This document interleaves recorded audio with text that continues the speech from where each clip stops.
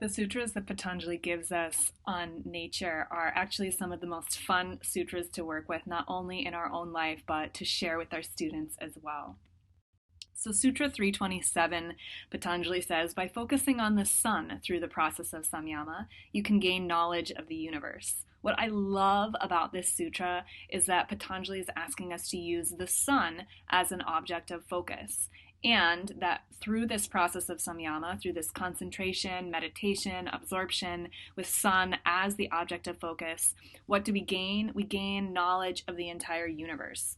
What I think is really interesting about this sutra is that basically Patanjali is suggesting that the sun is the center of the universe. And when we go back in time and look at when Patanjali was writing the Yoga Sutra, certainly the idea that the sun was the center of the universe wasn't the prevailing thought at the time.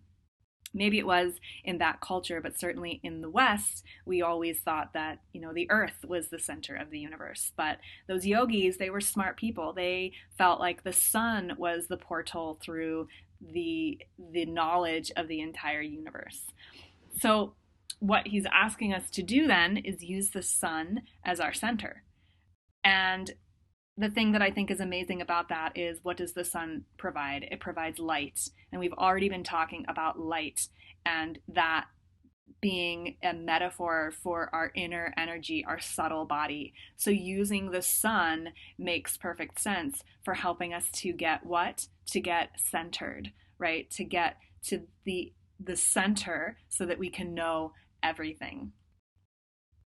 Why would we want to know about the entire universe? Well, that just connects us straight into Purusha, because that's what ultimately everything is made of. Then Patanjali in 328 says, by focusing on the moon through the process of samyama, you can gain knowledge of the arrangement of the stars. So obviously we know that the sun has more yang qualities, the moon has more yin qualities. So when we focus on the moon, we can gain knowledge of the arrangement of the stars. Why would we need to know how the stars are arranged? Well, when you think about it, what does the arrangement of the stars help us do? The arrangement of the stars helps us navigate. Right? If you are on a ship and there were no compasses or technology that helps you know where you know where you are through how the stars are arranged, through knowledge of the different constellations and where they might be placed in the sky. So understanding the arrangement of the stars can help us better navigate our life and know where we are. Now, Patanjali is saying that by focusing on the moon, which has these more subtle, gentle qualities to it, we can better navigate through our own life. So to me, this is saying that gentleness, or the quality of that gentleness that the moon gives us, is important for helping us to navigate our way through our life. We can't just be centered and have all that fire. We also need to balance that out with the gentleness so that we can navigate wisely through our own life. And then in Sutra 329, by focusing on the North Star through the process of samyama, you can gain knowledge of the movement of the stars. Why would we need to know how the stars move? Again, if we stick with this navigation theme, not only does the arrangement of the stars in the different constellations help us know where we are, but the movement of those arrangements through the sky helps us understand time and seasons. And so when we understand true north, we'll always be able to map out our actions.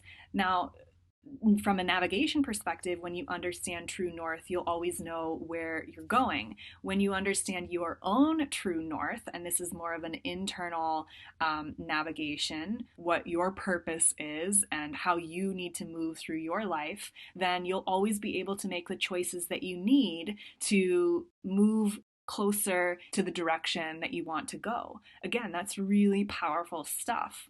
So by focusing on the North Star that can help navigators move through the world, we can also use that as the metaphor that helps us move through our own personal experience of life.